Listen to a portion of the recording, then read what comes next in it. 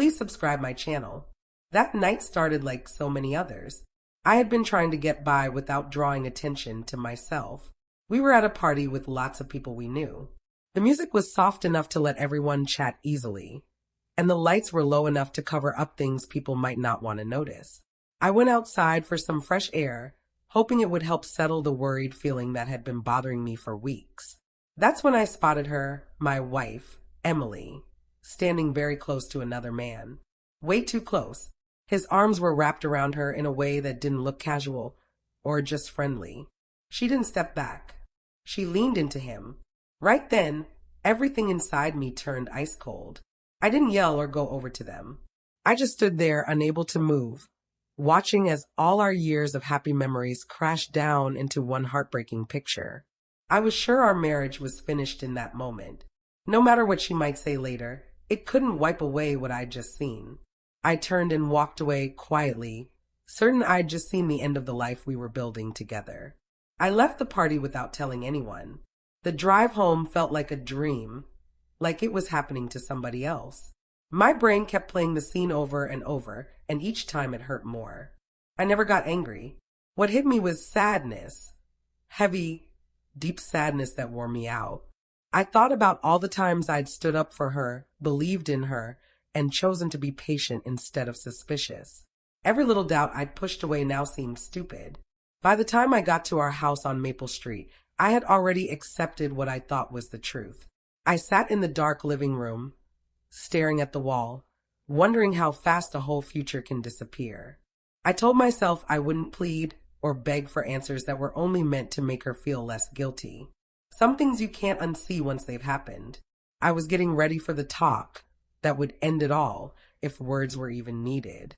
Less than an hour later, I heard urgent knocking on the door. At first, I didn't get up. I figured it was just my mind playing tricks, or maybe wishful thinking. Then I heard her voice, shaky and out of breath, calling my name, David. When I opened the door, she burst inside. Her eyes were huge with fear, and her hands were shaking. She didn't look like someone who'd been caught cheating. She looked like someone escaping real danger. She grabbed my arms and pleaded with me to listen before I said a word. I pulled back and told her I'd already seen plenty. That's when she completely fell apart.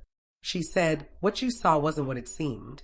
For the first time that night, her fear felt genuine, not like she was making excuses or trying to trick me. It was real. She kept saying there was something important I didn't know, something she'd kept secret to keep me safe, not to lie to me. Through tears and shaky words, she explained, the man wasn't a hidden boyfriend. He was someone who had been scaring her for weeks, using old secrets from her life to force her to stay quiet. That night, she'd agreed to meet him at the party, a public spot, so things wouldn't get even worse. When I stepped outside, I caught the exact second she was trying to put a stop to it. His arms around her weren't loving. They were about controlling her. She said the second she saw me turn and leave, she freaked out, knowing exactly how bad it looked. As soon as he let go, she took off running. No goodbyes to anyone, no cover stories, just terrified of losing me before she could explain the truth. I listened without saying much, feeling pulled between not believing her and noticing something else. Her upset wasn't fake. I didn't forgive her right away. I didn't suddenly feel better. Trust doesn't just jump back like that, even if the explanation makes sense. But I asked questions, calm ones, careful ones, and for the first time in weeks, she answered every single one without holding back. She showed me the messages she'd been too scared to share before. Proof she didn't know how to bring up without hurting me or putting us in danger. Every little piece filled in blanks I didn't even know were there. What I thought was cheating turned out to be fear, bad choices, and keeping quiet. That quiet almost ruined us. Then the anger came, but it wasn't just at her. It was at the whole mess, at how we stopped talking openly, at how close we'd come to throwing everything away. The truth didn't erase the picture in my head, but it totally changed what it meant. That night turned into morning as we talked, argued, stopped for a bit, and then kept going. It wasn't simple or soft, but it was truthful. She admitted she should have told me sooner and trusted me with it instead of dealing with it by herself. I admitted how quick I'd been to give up without even asking questions. thinking her silence meant she was guilty. We both saw how easy it is for trust to break when fear takes the place of honest talks. By the time the sun came up, nothing was perfectly fixed, but something important was saved. The sure feeling that our marriage was done had vanished. In its spot was something tougher but way more precious: clear understanding. Understanding of our weak spots, our mistakes, and what it costs to hide things, even if you're trying to protect someone. That truth stung, but it also kept us real instead of guessing. The days after were all about fixing things, not acting like nothing happened.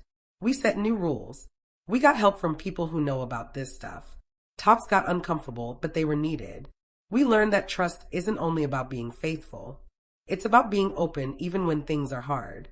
I stopped looking at that one moment like it told the whole story and started seeing the bigger picture: how fear and wrong ideas can almost wreck something good. Emily stopped handling big problems on her own. I stopped thinking quiet meant lying. Neither of us was perfect, but neither of us was the bad guy I'd pictured that night. What surprised our friends later wasn't the story itself, but that we didn't fall apart because of it. We dealt with it out in the open, without letting pride or pretending get in the way.